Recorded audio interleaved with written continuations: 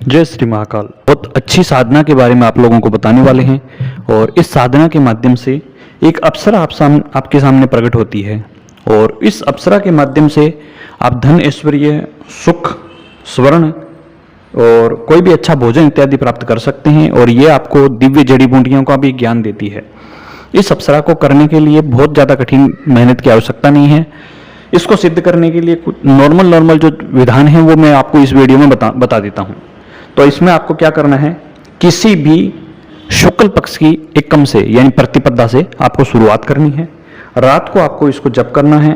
रात को आपको करना है इसको कैसे, नॉर्मल रूटीन में ही आपको इसको करना है, प्रतिदिन करना है और इसमें 41 दिन आपका जप होगा। शाम को आप पूजा करोगे, नहा धो करके सब एकदम अच्छे से इत्र वगैरह लगा करके तैयार हो जाओगे।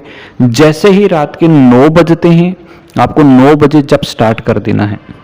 9 बजे से लेकर के आपके 8000 जप कितने में ही हो जाएं, कितना ही टाइम लगे, 8000 जप आपको करने हैं। ठीक है, आपको 8000 जप करने हैं। 12 बजे तक आपके आराम से 8000 जप इसमें हो जाते हैं। तो आपको 8000 जप प्रतिदिन करने हैं और आपको 41 दिन तक करने हैं। आपको उत्तर दिशा की तरफ मुख रखना होगा।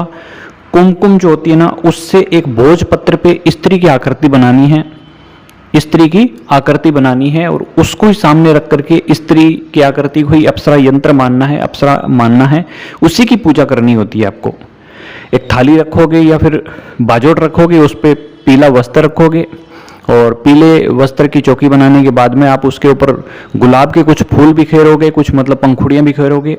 उसके ऊपर आपको इसको रख लेना है भोजपत्र को और इसको आपको किसी भी प्रतिपदा से शुरू करना है। इसमें वार त्योहार का चक्कर नहीं है कि इस बार से शुरू करना है, बस प्रतिपदा से शुरू करना है। शुक्ल पक्ष की एकम से शुरू होना चाहिए, ये ध्यान रहे। और इसमें आपको नहा धो करके साफ सुथरे वस्त्र पहनने हैं। वस्त्र कोई भी पहन सकते हो, सफेद भी चलेंगे, पीले भी चलेंगे, लाल भी चलेंगे, जैसी आपकी मर्जी है। ज्यादा बढ़िया रहेगा कि आप ऊपर का वस्त्र ना पहने, केवल और केवल नीचे एक धोती पहन लो पीले रंग की, वो ज्यादा बेस्ट है। कमरा जो है आपका, उसमें आप मध्यम प्रकार का प्रकाश रख सकते हो। प्रकाश से तात्पर्य है कि आप जिस कमरे में पूजा कर रहे हो, भले आपका एकांत कमरा हो, किसी प्रकार का कमरा हो, पूजा घर में न करके आप अपना एक अलग कमरे की व्यवस्था रखें तो ज़्यादा बढ़िया है, क्योंकि इससे जल्दी प्रसन्नता होती है, इसकी जल्दी सिद्धि मिलती है।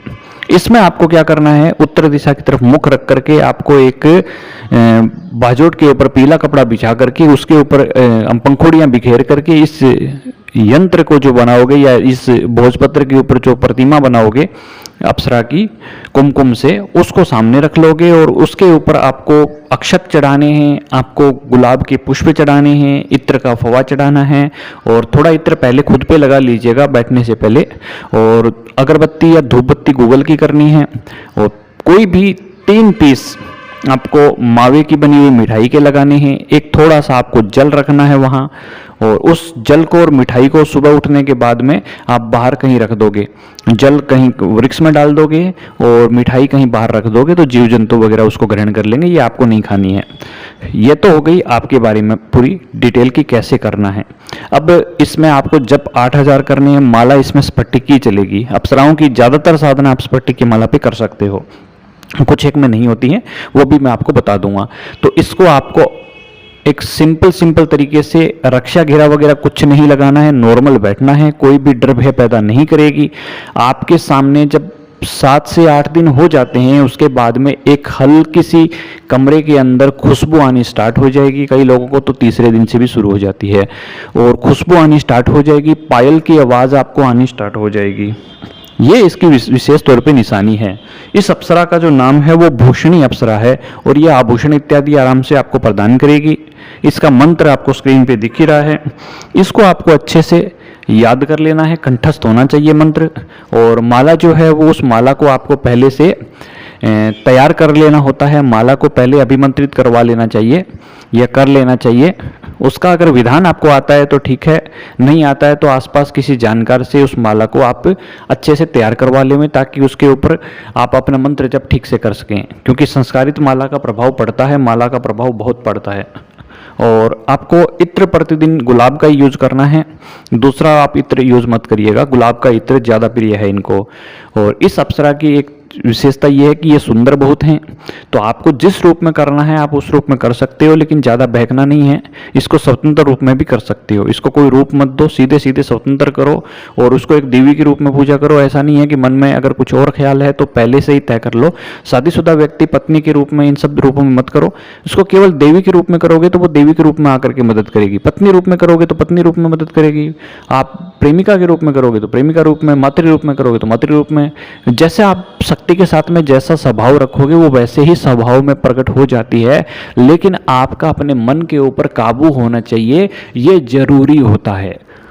ठीक है ना, ये बेहद जरूरी होता है आपका अपने मन के ऊपर काबू होना। चाहे किसी भी रूप में करो, मन पे काबू जरूर रखना। वो आपको प्रलोभन भी दे सकती है, शारीरिक संबंधों के प्रलोभन दे सकती है, या कुछ साथ घुमाने ले जाने के प्रलोभन दे सकती है। आपको अपनी साधना पे अटूट रहना है। 41 डेज से पहले आपको उसके साथ में किसी भी प्रकार की बातचीत नहीं करनी है।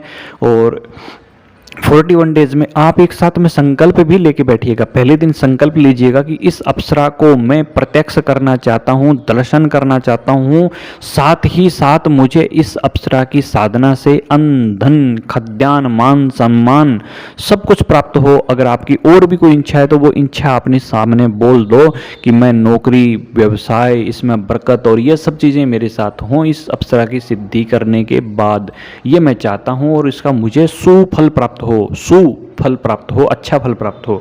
आप देखोगे इस साधना से अच्छा खासा आपका जीवन बदल जाता है। साधना कैसी लगी जरूर बताइएगा। जय श्री महाकाल, जय माता दी।